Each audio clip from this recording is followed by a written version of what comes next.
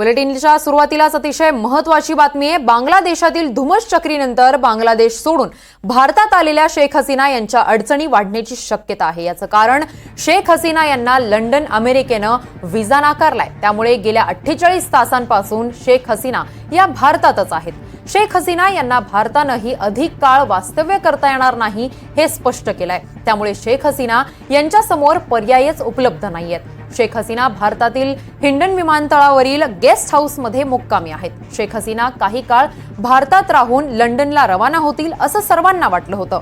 मात्र यूकेने त्यांना आश्रय देण्याबाबत अद्याप कुठलाही निर्णय घेतलेला नाही। तर दुसरीकडे अमेरिकेनेही त्यांचा यूएस व्हिसा रद्द केलाय। म्हणजेच आता त्यांना अमेरिकेतही जाता येणार नाहीये। बांगलादेशातील धुमस चक्रीनंतर बांगलादेश सोडून भारतात आलेल्या शेख हसीना यांच्या अडचणी आता वाढण्याची शक्यता आहे। याचं प्रमुख कारण म्हणजे शेख हसीना यांना लंडन आणि अमेरिकेने व्हिसा नाकारलेला आहे।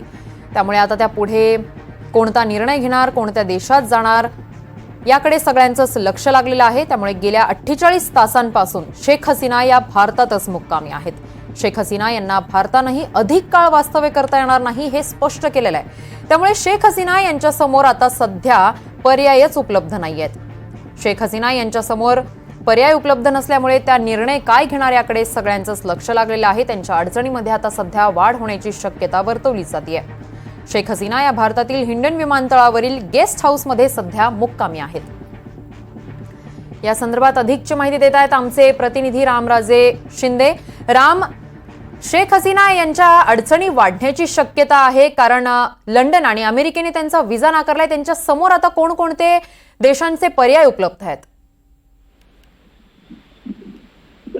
2 दिवस झालेले आहेत। शेख हसीना अजूनही इंडियन एअरपोर्टवर असल्याची माहिती आपल्याला मिळते आणि त्या बाहेरच्या देशामध्ये जाणार होत्या। अगोदर लंडनसाठी त्यांनी प्रयत्न केला होता, मात्र तिथे यश मिळालं नाहीये आणि त्यानंतर अमेरिकेला प्रयत्न केला होता, तिथे सुद्धा व्हिसा नाकारलेला आहे।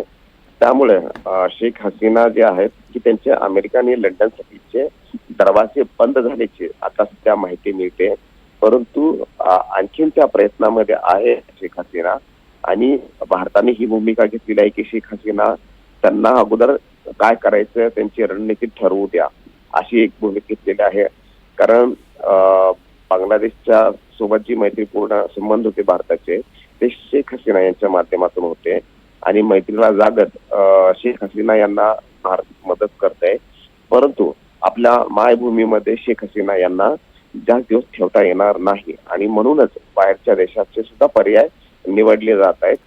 जास्त काळ शेख हसीना यांना ठेवता येणार नसल्याचं सुद्धा भारत सरकारनं हे स्पष्ट केलेलं आहे। त्यामुळे शेख हसीना यांना लवकरच इतर देशातील पर्याय जो आहे तो निवडावा लागणार आहे। अगदीच धन्यवाद राम, तुम्ही दिलेल्या सविस्तर माहितीसाठी।